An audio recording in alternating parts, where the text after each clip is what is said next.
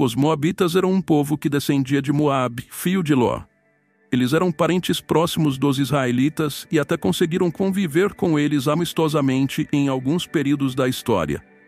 Porém, em muitas outras ocasiões, os moabitas foram inimigos implacáveis dos israelitas. Neste vídeo, você vai conhecer a história dos moabitas e entender o que aconteceu com esse antigo povo. Moabe era filho de Ló, fruto de uma relação incestuosa com sua filha mais velha. Além de Moabe, Ló também foi o pai de Ben-Ami, o ancestral dos amonitas, através de outra relação incestuosa com sua filha mais nova. Esse comportamento imoral presente na família de Ló, mais tarde também foi refletido na imoralidade que teve lugar entre os filhos de Israel com as filhas de Moabe, conforme lemos em Números capítulo 25. O significado do nome Moabe é incerto, mas alguns estudiosos sugerem que talvez seu significado possa ser do meu pai. Caso isto esteja correto, esse nome então faria referência à forma com que Moabe foi concebido. De qualquer forma, isso não passa de simples especulação, visto que não há qualquer fundamentação acerca da origem e da etimologia desse nome. A partir do texto de Gênesis capítulo 19, todas as outras vezes em que o nome Moabe aparece na Bíblia, ele não se refere a uma pessoa em particular. Esse nome é utilizado para designar o território e o povo de Moabe, isto é, os moabitas.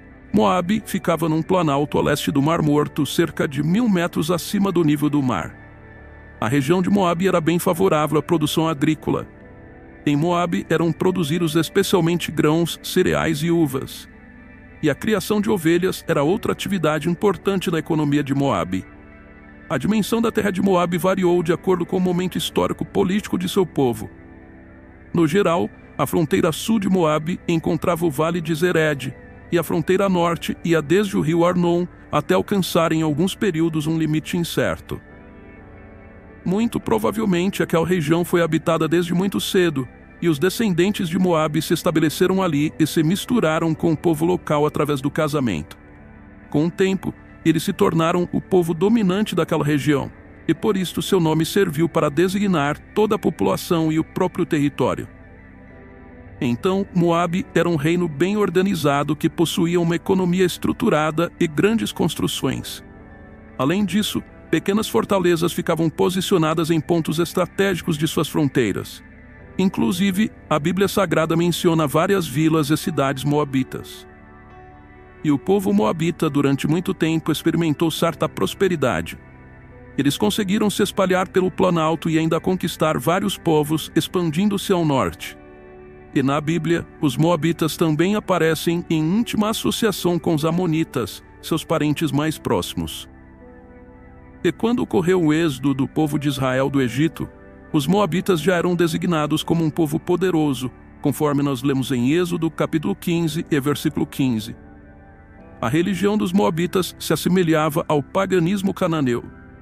Eles praticavam vários rituais impuros em seus cultos de celebração à natureza e à fertilidade. Eles eram devotos de Astarte, deusa da fertilidade, Baal-Peor e outras divindades pagãs. Mas parece que dentre todas as divindades cultuadas pelos moabitas, Quemos era a principal. O deus da guerra Quemos, sem dúvida, era a divindade nacional dos moabitas. Eles ofereciam sacrifícios de ovelhas e bois a essa divindade. Além disso, eles também praticavam sacrifícios humanos em oferendas ao seu Deus. E a relação entre os israelitas e os moabitas é registrada por várias passagens bíblicas. A Bíblia fala de períodos de convivência amigável e intercâmbio econômico e cultural entre os dois povos. Inclusive, em certa ocasião, Moisés foi impedido pelo Senhor de atacar aquele povo. Mas os moabitas, assim como também os amonitas, foram duramente reprovados por Deus por terem se levantado contra Israel.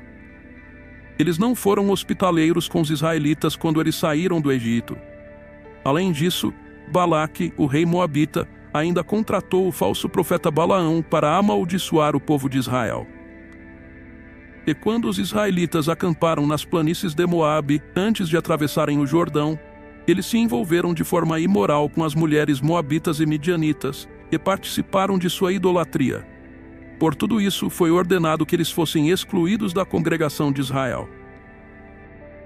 A Bíblia também diz que quando Moisés morreu, ele foi sepultado num lugar desconhecido na terra de Moabe.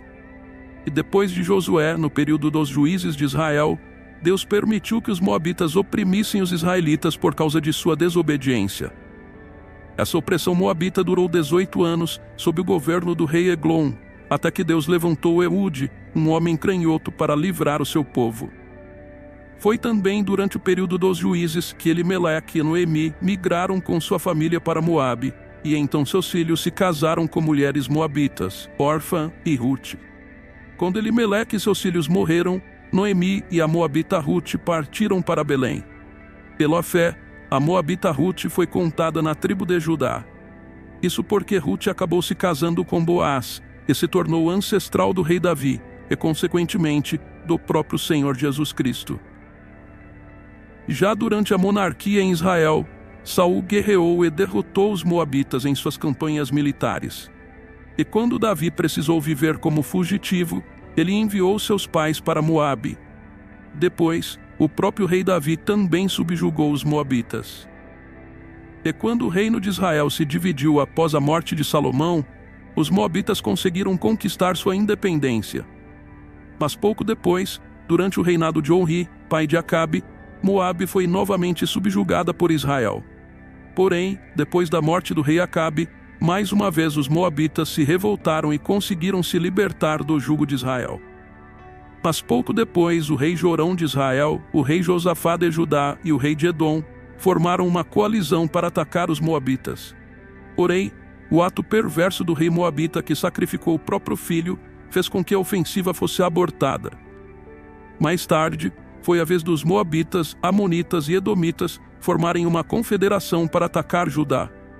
No entanto, uma confusão surgiu entre eles próprios e aqueles povos se autodestruíram, frustrando os planos de ataque a Judá.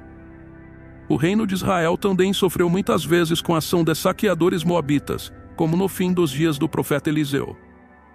Em meados do século 8 a.C., os moabitas foram subjugados pelos assírios e Moabe passou a integrar e a pagar tributos ao grande império assírio. Já depois da queda da Síria, os moabitas aparecem na narrativa bíblica entre o exército que entrou em Judá durante o reinado de Jeoaquim. Porém, não demorou muito para os moabitas participarem de uma conspiração contra a Babilônia. Então o rei Nabucodonosor se levantou fortemente contra eles, dominando-os novamente.